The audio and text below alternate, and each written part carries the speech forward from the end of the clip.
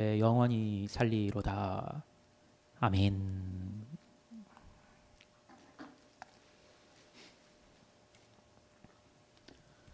부활 후 네 번째 주일에 우리 이 자리에서 함께 예배하기 위해서, 우리 주님께 예배하기 위해서 이 자리에 나오신 우리 사랑하는 로고스 가족 한 분 한 분을 우리 주 예수 그리스도의 이름으로 환영하고 축복합니다. 네, 퀴즈를 하나 드려볼게요. 제가 퀴즈 드리면 재밌으시죠? 네, 성경이 우리 66권이잖아요. 우리가 읽는 성경, 우리에게 주어진 성경이 66권인데요. 66권의 성경 책들 중에서 가장 긴 책은 무엇일까요? 네, 바꿔서 말하면요. 네, 좀 더 힌트를 드리면, 네, 아무데나 성경을 펴서 이렇게 보시면은 가장 높은 확률로 마주하게 되는 책이 무엇일까요?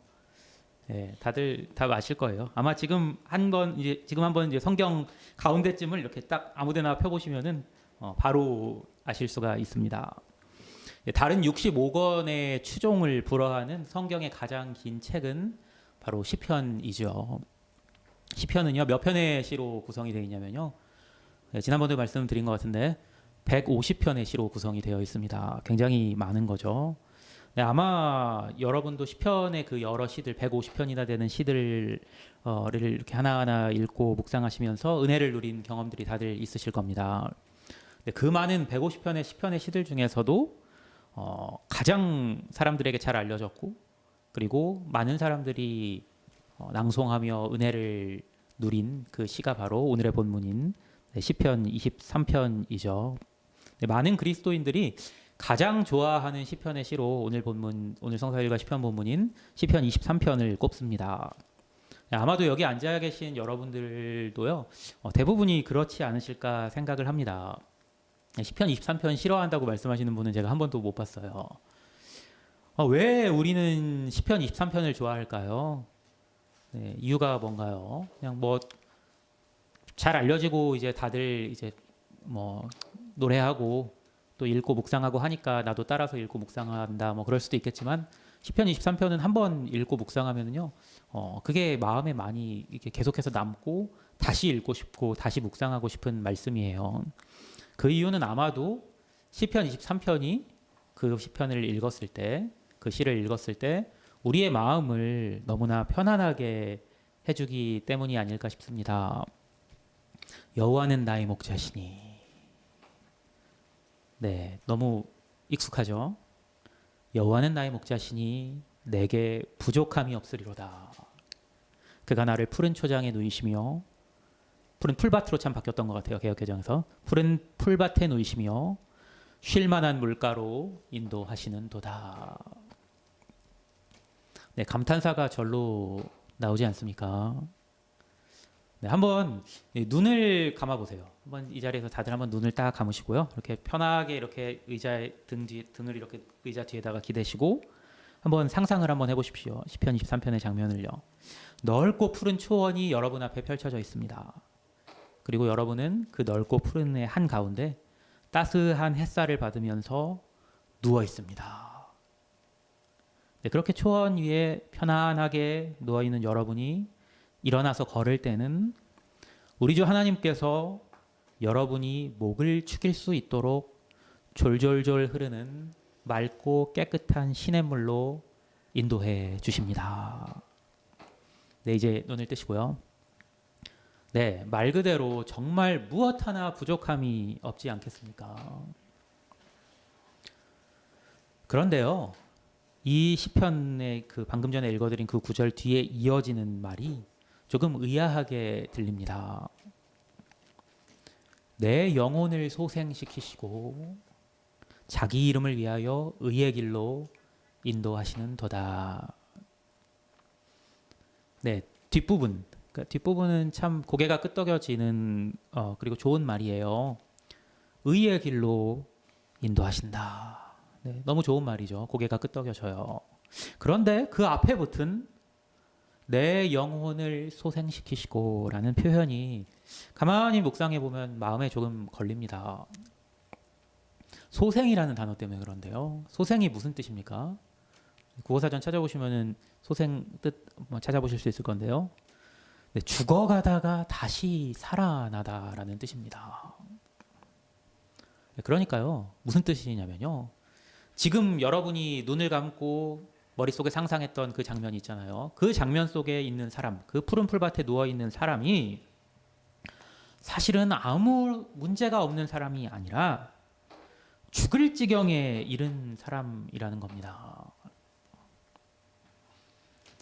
네, 다윗의 삶을 생각해 보면은 제가 지금 무슨 말씀을 드리는지 바로 생각하실 수 있을 거예요. 예, 다윗이 언제 시편 23편을 썼을까요? 두 가지 중 한번 골라보시겠어요? 이스라엘의 왕이 되어서 아무런 부족함이 없게 된 때였을까요? 아니면 사울 왕의 미움을 받고 목숨을 위협받아서 먹을 것도 마실 것도 아무것도 지니지 못하고 숨어서 도망 다니던 때였을까요? 네, 아마 후자가 아닐까 싶습니다. 몸도 마음도 지쳐서 죽을 지경에 이르렀을 때 다윗이 이렇게 노래합니다.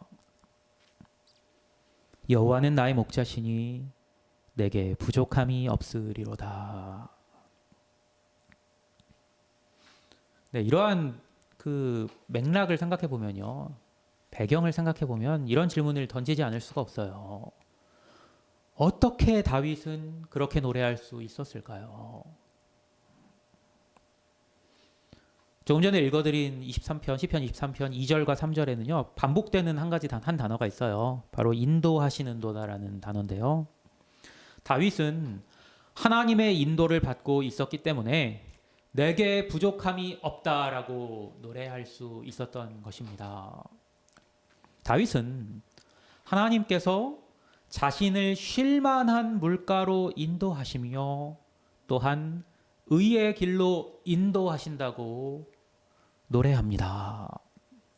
바꿔 말하면요, 의의 길이 곧 쉴만한 물가라고 말하고 있는 겁니다. 우리도 하나님께서 우리 삶을 인도해 주시기를 바라고 기도합니다. 다들 그렇게 기도하시죠?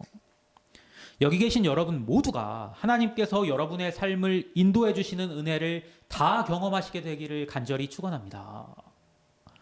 그런데 하나님께서 인도하시는 길은요, 우리가 흔히 기대하는 길과는 사뭇 다르다는 사실을 아셔야 합니다.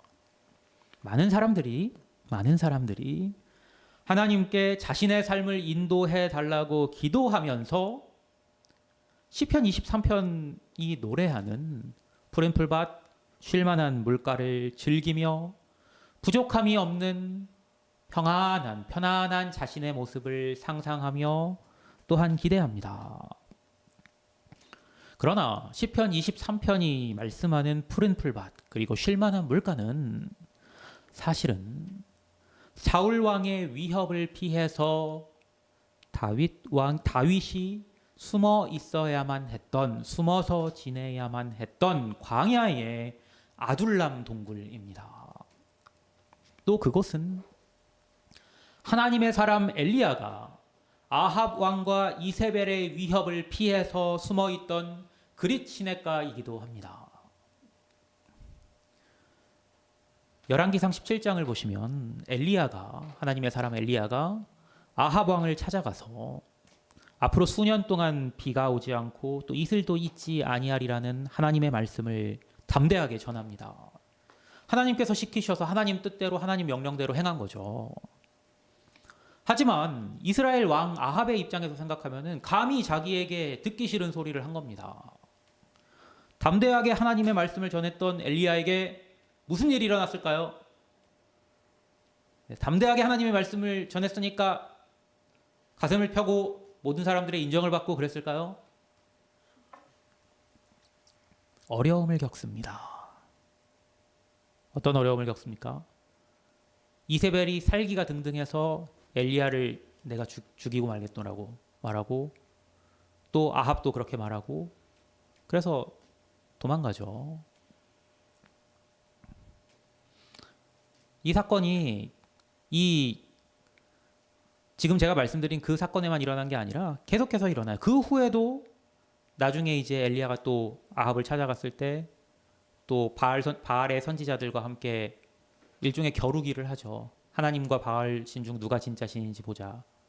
그리고 나서 엘리야가 기도했을 때 하나님께서 비를 내려주시는데 그 후에 그 능력을 행하고 하나님의 뜻을 따라 하나님의 명령을 따라 말씀을 따라서 능력을 행하고 그 직후에 일어난 일 또한 비슷했어요. 이세벨이 또 어떻게 했죠? 내가 이 자를 죽이고야 말겠다. 또 엘리야는 도망가서 숨어서 지내는 처지가 됩니다. 어려움을 겪어요. 방금 말씀드린 이 사건 뒤에 엘리야는 하나님의 말씀을 전함으로 인해서 요단 앞 조그만 그릿 시냇가라는 시냇가에 숨어서 지내게 됩니다. 하나님의 인도하심을 받는다는 것은 이런 겁니다. 시편 23편의 말씀처럼 하나님께서는 하나님의 사람을 의의 길로 인도하시는데 의의 길은 세상 권력을 잡은 사람들의 길이 아닙니다. 그래서 하나님께서 인도하시는 길로 가려면 세상 권력을 잡은 사람들에게 거스를 수밖에 없습니다. 세상 권력을 잡은 사람들한테 거스른다 하니까 굉장히 추상적으로 들리시고 좀 그러죠? 거창하게 들릴 수 있는데요. 실제적으로 말씀을 드리면요. 여러분의 삶의 수준에 영향을 줄 수 있는 사람들에게 거스른다는 뜻입니다.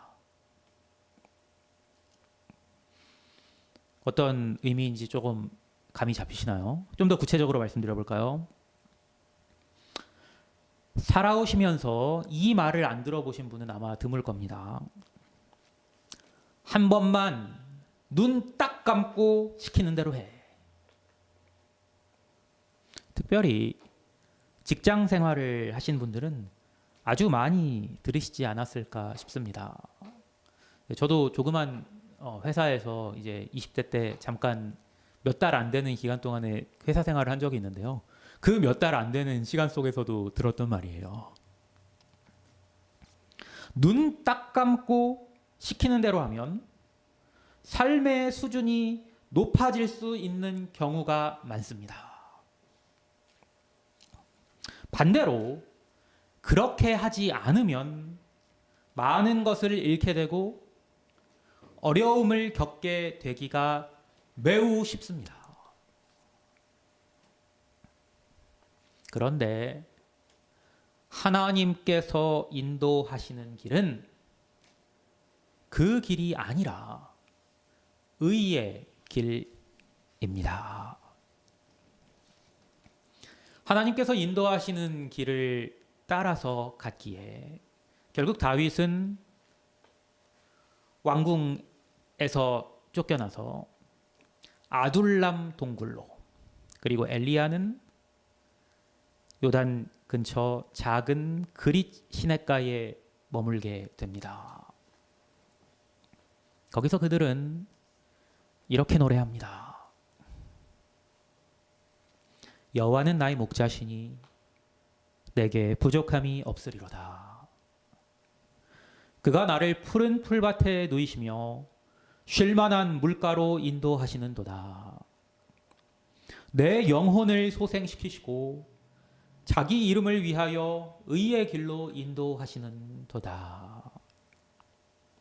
하나님께서는 엘리야에게 그릿 시냇가에 숨고 그 시냇물을 마시라고 말씀하십니다.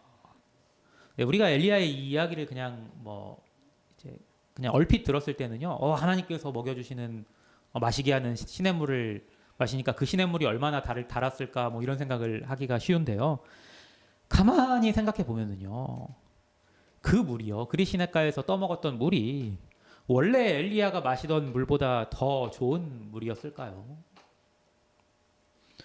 그렇지는 않았을 겁니다. 하나님께서 까마귀들을 시켜서 엘리야에게 가져다 주게 하신 떡과 고기 역시 엘리야가 이전에 먹었던 음식에 비하면 형편없는 것이었을 겁니다. 까마귀가 물어오는데 프라임 등급의 그 고기를 물어오진 않았겠죠. 떡은 또 어땠겠어요? 게다가 얼마 후에는 그 작은 그릿 시냇가마저 말라서 엘리야는 그릿 시냇가를 떠나서 사르밧이라는 지역으로 이동해야만 했습니다. 그곳에서 또 사실 이제 사르밧 과부를 만나서 또 하나님의 역사하심을 경험하게 되는 그런 사건들이 일어나는 곳이죠. 다윗 또한 그랬습니다. 다윗 또한 그랬습니다. 그러나 다윗은 이렇게 노래합니다. 내가 사망의 음침한 골짜기로 다닐지라도 해를 두려워하지 않을 것은 주께서 나와 함께 하심이라. 주의 지팡이와 막대기가 나를 안위하시나이다. 주께서 내 원수의 목전에서 내게 상을 차려주시고 기름을 내 머리에 부으셨으니 내 잔이 넘치나이다. 언제 목숨을 잃어도 이상하지 않을 상황입니다. 그 상황 속에서 사망의 골짜기를 헤매면서도 다윗은 주께서 나와 함께 하심으로 해를 두려워하지 않는다고 노래합니다. 하나님의 인도하심을 받으면 하나님의 지팡이와 막대기가 안위하시는 경험을 하게 됩니다. 하나님 뜻대로 행하기 위해서 어려움을 감수해 본 사람만이 가지게 될 수 있는 경험입니다. 눈 한 번 딱 감으면 얻을 수 있었던 것들을 포기하는 순간에 하나님의 지팡이와 막대기가 나를 안위하시는 것을 보게 됩니다. 그 선택으로 오랫동안 꿈꾸어왔던 일이 성사되기 어려워진다 할지라도 그 지팡이와 막대기를 보면 나도 모르게 이렇게 중얼거리게 됩니다. 하나님 뜻대로 행하고 있는데 뭐 어때?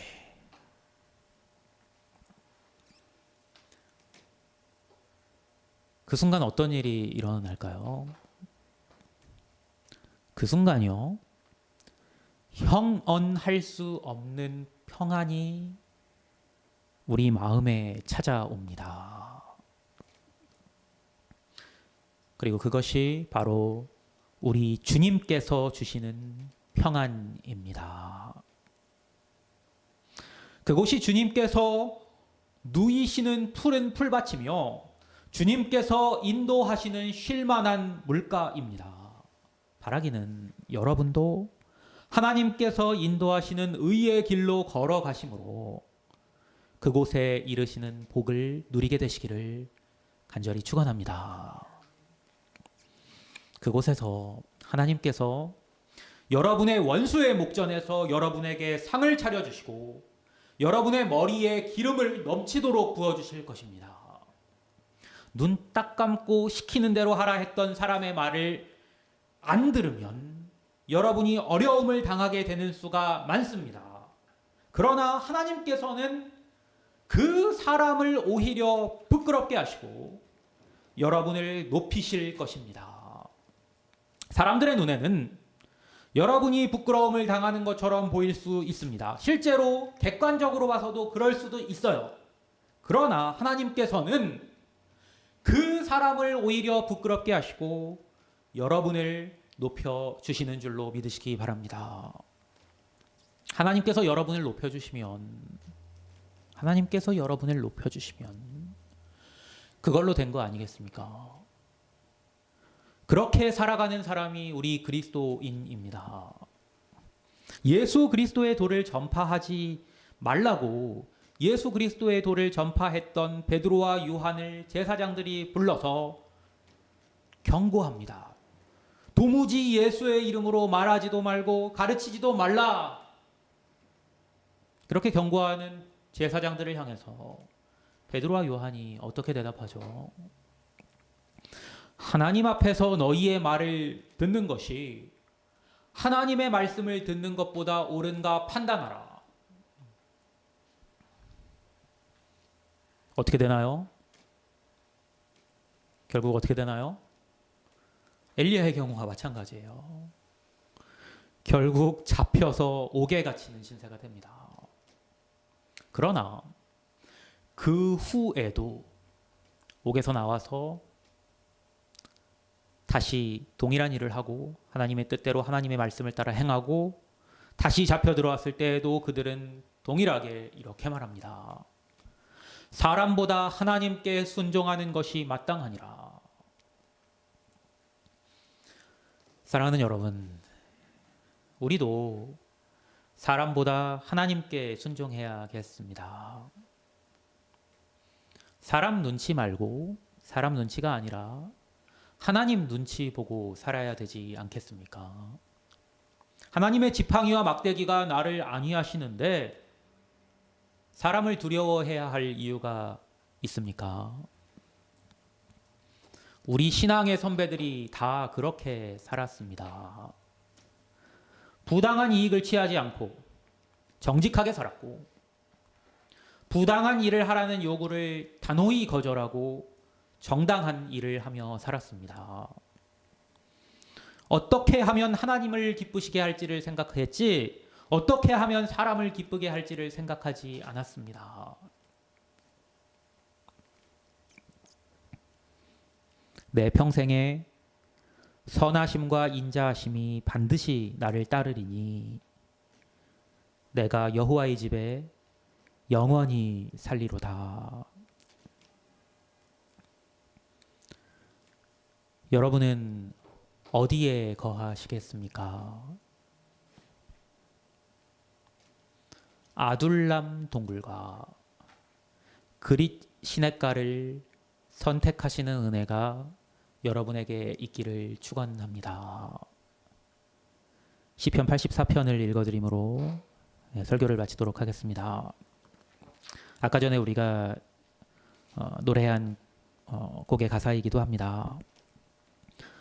만군의 여호와여, 주의 장막이 어찌 그리 사랑스러운지요.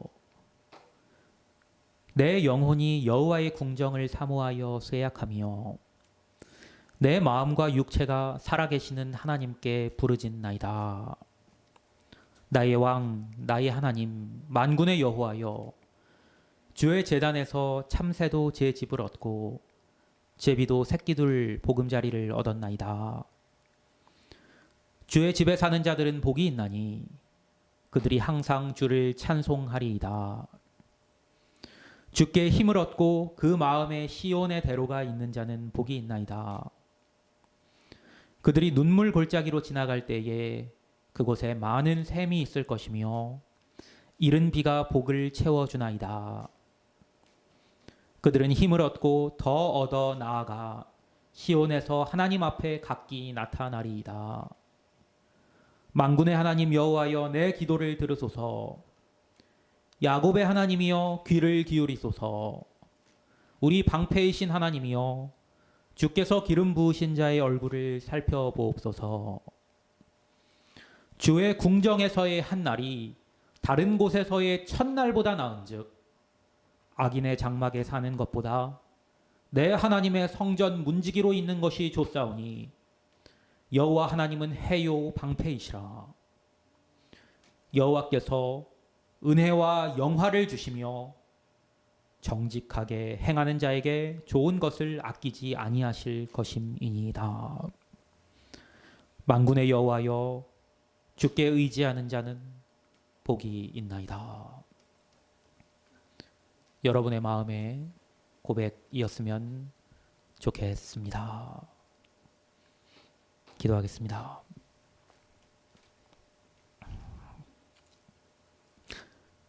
네.